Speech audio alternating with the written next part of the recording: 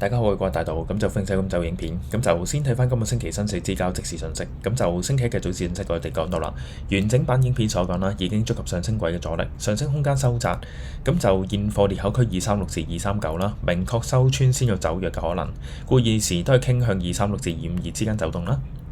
咁另外期指小時有點小雙頂嘅結構啦，咁就跌幅目標23830，企穿24380轉強嘅。咁就五線式，早時期指先高後低啦，最高見到24326啦，未有企上24380，咁就未有轉強嘅。隨後完成雙頂嘅跌幅目標23830啦。如果淡倉嘅話咧，可以收割下先嘅。咁就即將面對周線級別嘅支持啦，236一次攻穿機會唔會高嘅。咁就預期去到呢個位置咧會有反彈。星期二嘅早線式，咁就星期一啦，下晝到咗236啦，隨後反彈到239之後再落，咁就夜期終於收穿236周線級別嘅支持啦，咁就走勢轉弱嘅，咁就23650咧，暫時都成為反彈阻力嘅一座高牆啦，企穿先有轉強嘅味道啦，咁就下方支持230至232啦，呢度同埋下降軌道嘅底部啦，一下子收穿機會唔高嘅。咁就五線式，早時期指先低後高啦，最低見到23234啦，咁同我所講嘅支持區咧230至232咧就都相當接近嘅啦，隨即反彈。咁就雖然未企上236啦，咁就小時足身仍然帶強勢嘅，咁小時足身嘅底部收穿咧先至會再次走弱啦。星期三嘅早前式，咁就星期二嘅期指未有收穿大支持啦，隨後反彈，現時受制24000嘅阻力，暫時冇明確形態，預期今日都主要喺234至24000之間走動啦。咁就隨住高位震盪咗一段時間，現貨小時大支持區咧已經隨上升到某一個位置，逐漸收窄差距啦。咁做好嘅話咧，唔收穿就可以，咁就止位會收窄啦。如果做淡嘅話咧，等佢收穿就得㗎啦。呢啲係我哋中線做倉機會，咁所以成日都講做交易咧係唔會有個 bias 個心態，就係向好或者向淡。我純粹按數據啦，或者按圖表咧嚟俾個睇法我哋嘅係啦。咁好簡單講就係個現貨小時大支持區已經同現貨嘅位置咧逐漸接近嚇，咁就接近嘅時候你去做好，咁唔收穿就得啦。咁如果收穿就止蝕啦。咁如果假設佢係收穿咗小時大支持區嘅，咁做淡就得㗎啦，係啦。咁就如此類推嘅啫。咁就五線式，早市期指預期主要喺234至24000之間走動啦，預期下晝都主要喺在內走動，直至破邊走邊啦。咁形態上面睇啦，現時有啲小雙頂嘅結構啊，咁就收穿236，兩度跌幅目標23350嘅。星期四嘅早前式，咁就星期三嘅期指最低見到23385啦，同我哋預期嘅目標爭少少，咁隨後震盪整合啦。咁就預期今明兩日會出方向嘅，咁就預期都主要喺234至239之間走動啦，直至破邊走邊啦。五線式，早時期指反彈力不足，未有企上237轉強啦，咁就現貨小時嘅大支持區咧已經去到某個位置，預期去到嗰度咧會有一定嘅支持力度咧，屆時收穿先至諗225啦，咁就冇收穿㗎。星期五嘅早前式，咁就星期四嘅現貨最低見到23198，接近小時大支持區，未有挑戰成功，反映支持力度偏強。隨後夜期再上，小時圖有雙底結構，企上23880目標睇某一個位置啦。如果收破23410失效嘅，週期偏好到下週某一個時間。五線式，早時期指最低見到23501，咁就未有破壞雙底結構啦。咁隨即突破頸線持續向好。但係現時都到咗小時嘅阻力線24120，咁相信有一定嘅阻力嘅。如果有好倉嘅話，快食可以分段啦，咁就我哋目標不變，週期依舊㗎啦。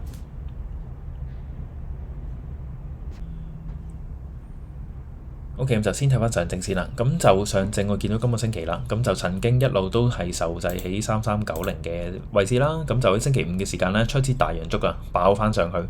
咁就之前都有講呢個阻力區咧，3390至3420咧，咁一直都係比較大阻力㗎啦。咁就見到星期五突破咗上去。咁現階段咧呢一種形態啦，咁就有少少似想滑向上收窄三角嘅，係啦。有少少似向上收窄三角，咁就我成日都講呢種形態咧，突破下端嘅上升軌嘅話咧，就應該會重回翻起點位置嘅。咁就現階段咧，其實基本上你見到佢同呢條上升軌啦，越收越窄，係啦。咁就我傾向喺未來1-2個星期咧，應該係會出方向㗎啦。咁究竟佢能夠突破向上企翻上爆翻前高位位置啊，定還是收穿有機會見翻呢低位呢？咁就要等市場決定。咁暫時咁睇呢，下端嘅支持力度啦，有冇3350啦？上方阻力位置3510係啦，咁就大概喺86點入邊之間走動啦，破邊走邊嘅。咁就一般按向上收窄三角形態嚟計啦，跌破下端嘅上升軌機會係比較高啲，係啦，跌破機會比較高啲。咁但係現階段點睇呢？如果你問我，純粹按個市場購買力度，又或者按佢個 pattern 去計嘅話呢，我覺得今次有啲難估嘅，係啦，即係以往嘅 pattern 就應該係跌穿機會大啦。咁但係如果你問我呢，我個心入邊呢，我係覺得佢突破向上機會係比較大啲嘅，係啦，咁就。我成日都唔好講感覺啦，咁但係呢下咁感覺呢，我就覺得佢向上大啲。咁但係都係嗰句，直至等佢破邊走邊係啦，等佢出咗邊先做吹呢，都得嘅。可能我心入邊，我心係牛市嚟嘅，咁但係我做淡都可以嘅，係啦，即係只不過我純粹按形態或者係按數據嚟去做，同我自己本身入邊諗嘅感覺呢係冇抵觸嘅，係啦。咁同埋做交易呢，應該都係要咁樣做。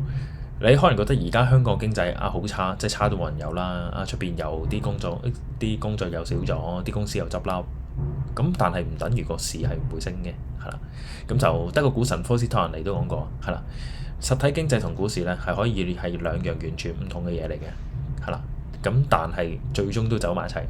咁所以呢一個 time gap 嘅話呢，即係可能佢講緊1-2年嘅 time gap 都可以㗎，係咪？咁所以。就算你覺得而家香港經濟差，係咪等於股市冇得炒呢？未必嘅，係啦。咁就千祈唔好有呢一種 bias 喺你自己個心入邊，係啦。咁只會阻礙到你做交易嘅啫，係啦。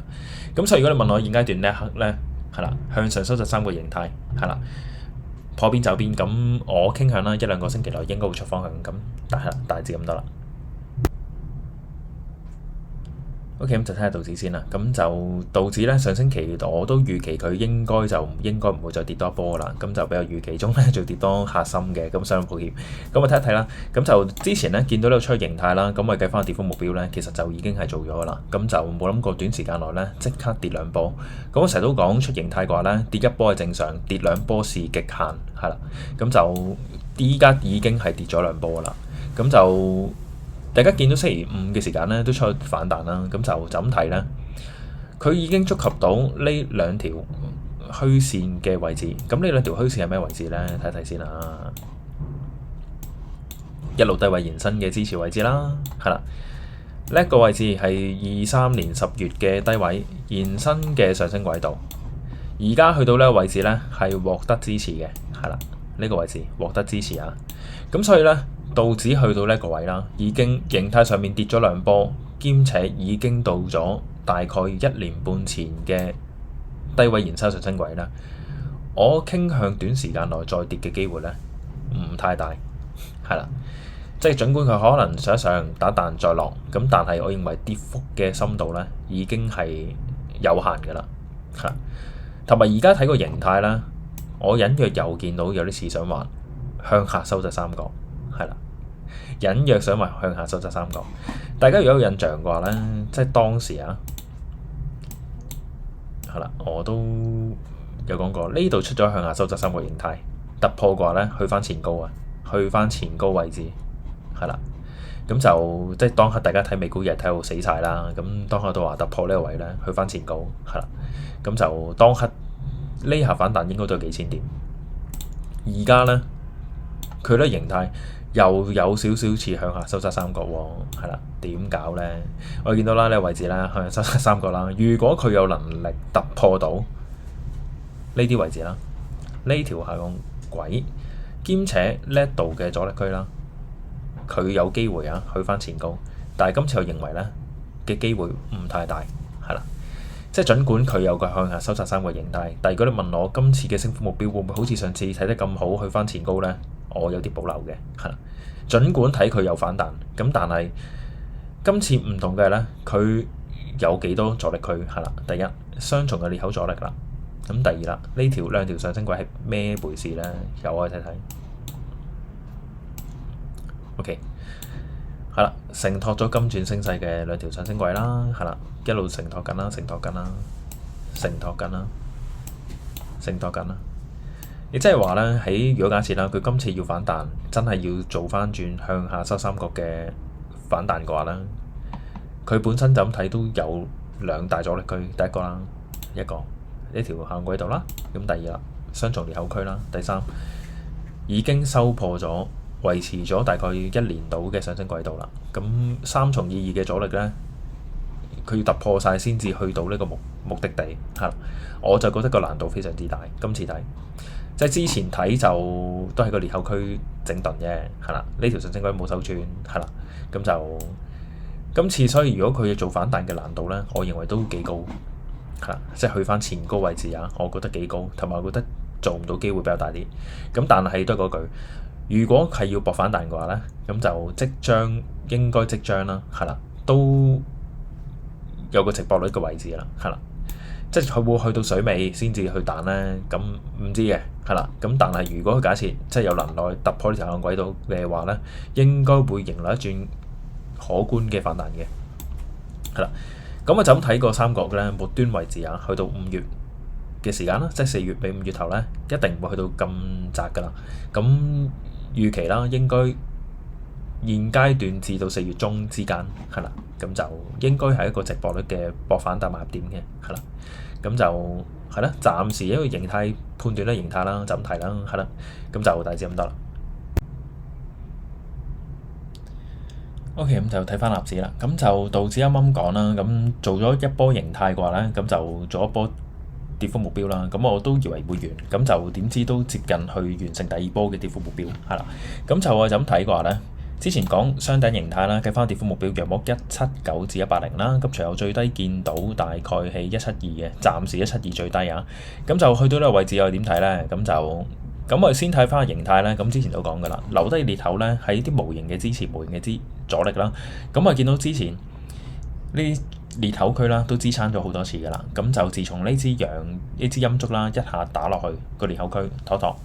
跟住再有一支比較大啲嘅陰燭，一下子收穿咗，隨後反攻無效啊，係啦，企唔翻上去，之後層層落，係啦，咁就裂口區嘅理論啦，繼續有用啦。咁另外睇翻上升軌先，上升軌暫時咁睇，支攻破晒。我哋睇翻呢條黑色嘅虛線先，究竟係咩位置咧 ？OK，咁就大概係喺23年10月低位延伸嘅上升軌啦。低位延伸上升軌，暫時收穿，而家反攻緊嘅，係啦，咁就會唔會有機會攻穿翻出個假跌破咧？咁就都有可能嘅，咁但係要睇翻而家上升軌嘅阻力咧，大概喺呢個位置啦，有冇178？上邊有個裂口區係180，咁所以如果要反攻向上嘅話咧，要企上180咧，先至算係比較偏強啲。咁隨後上面都好多裂口區嘅阻力啦，上升軌嘅阻力啦，咁所以我認為佢一下子短時間內要做翻好個形態咧，就機會不大，係啦。即係如果同道指比嘅話咧，道指都仍然有一個向下收窄三角形態嘅可能性。咁但係納指咁睇咧，暫時睇唔到一個明顯反彈形態，係即係只不過見佢一個高斜度嘅下降軌出現啦。咁就如果佢反彈嘅話咧，暫時咁睇都只能按黃金比例去計啫，係。我哋試下睇一睇，係啦，即係如果假設啦，佢反彈0.382，咁就大概178啦，0.3到178，0.382 183，係啦，0.5就186。咁但係咁睇嘅話咧，佢會反彈一半個機會率咧，相對嚟講唔太大，因為上面都幾多阻力區，係啦，咁就所以我傾向啦，就算下星期翻嚟係要反彈嘅話咧，咁我諗呢啲區域咧企得上嘅話，先至望呢啲。用183個位置，係啦。咁如果假設啦，暫時我哋見到呢個裂口區咧守得住先嘅，係啦，呢一個位置暫時大概喺172至到174度啦，因為都拖咗幾日啦。暫時睇落好似企得穩，咁但係如果假設收穿嘅話咧，下方都要睇翻17000啊，甚至165度呢啲位置。OK，咁就我哋睇完日線圖，可以試下睇下週線圖，係啦。週線圖明顯都出咗雙頂㗎啦，計翻跌幅目標完成咗㗎啦，咁就會唔會有機會畫緊一個大嘅頭肩頂咧？有可能嘅，咁但係如果假設要畫大嘅頭肩頂咧，佢約莫都要去到真係今日個 investing.com 有啲古怪，佢畫線撳完之後唔識彈翻出嚟，睇睇先。即係假設啦，如果佢係要畫個頭肩頂啦，佢睇下有冇機會落到167左右啦，之後再彈。咁如果假設佢真係落到167呢啲位再彈嘅話咧，咁就要小心佢呢下有彈嘅時候咧，係畫緊右肩啦。咁就隨後咧有機會畫一個巨型啲嘅頭肩頂。如果假設到時再收穿頸線嘅話咧，個跌幅可以都驚人嘅，係啦。咁呢個後話啦，始終都太遠啦，咁就所以暫時咧都關注翻嗰啲位置先啦，係啦，大致咁得啦。OK，咁就睇睇費城半導體指數啦。咁就我之前都有講噶啦，計翻個橫區間啦，跌幅目標咧有乜4200、4300啦。咁就今個星期最低見到真係 exactly 4300，係啦。咁就到位置4300即刻反彈啦。咁就大概反彈咗300點，都超過5% 噶啦。咁就而家去到呢個形態咧，咁就老實講，橫行區間嘅跌幅目標已經完成咗一波啦。咁就出反彈好正常嘅，係啦。咁我哋睇睇先。如果假設佢要反彈嘅話，係啦，反彈可以反彈到幾多咧？係啦。如果假設反彈嘅話，咁就基本嘅236已經做咗啦。如果382嘅話，4773咁就0.5嘅話咧，應該498。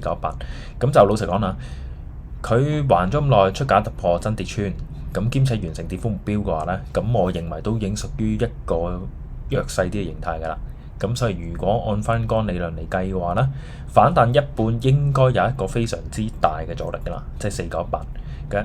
咁同埋現階段形態咧，有機會即係當然唔會一下子飆上去啦，可能會走個 N 字形態嘅，係啦，所以上回一回再上。咁但係我傾向啊，上完之後再落嘅機會咧，仍然係比較大啲。咁就只不過而家係完成咗一波嘅跌幅啫，兼且呢條下降軌咧都幾有意思嘅，係啦，咁幾好啦，妥妥。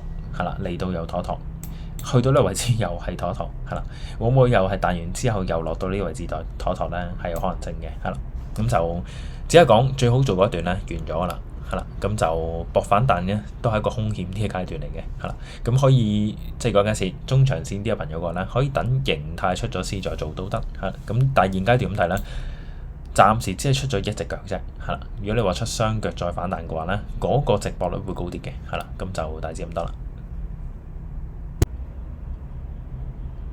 OK，咁就今期小全新分享，咁就其實每一次分享咧都未必係關於經濟話題嘅話咧，其實我都覺得幾好嘅，即係有個機會都可以即係大家了解下，即係你究竟睇緊呢個 YouTube channel 嘅講緊嘢嗰個係乜嘢人，係啦，咁就即係今個星期大家都見到好多人性醜惡嘢啦，即係台灣又有，韓國又有，係啦，即係甚至乎上星期阿 Brian 去即係出咗條片之後上去接受訪問，繼續俾人網暴，係啦，咁即係都大家可以見到呢啲咁嘅 case 嚇，即係有攞班人嚟講，即係班人之前我都講就係佢每一條片都睇過晒，係啦，咁我相信我對佢本身嘅性格或者對佢本身嘅諗法價值觀咧，我都覺得都了解得七七八八，係，所以我覺得如果憑住純粹睇佢一條會員片去話佢嘅話咧，就我諗我睇得會清楚啲嘅，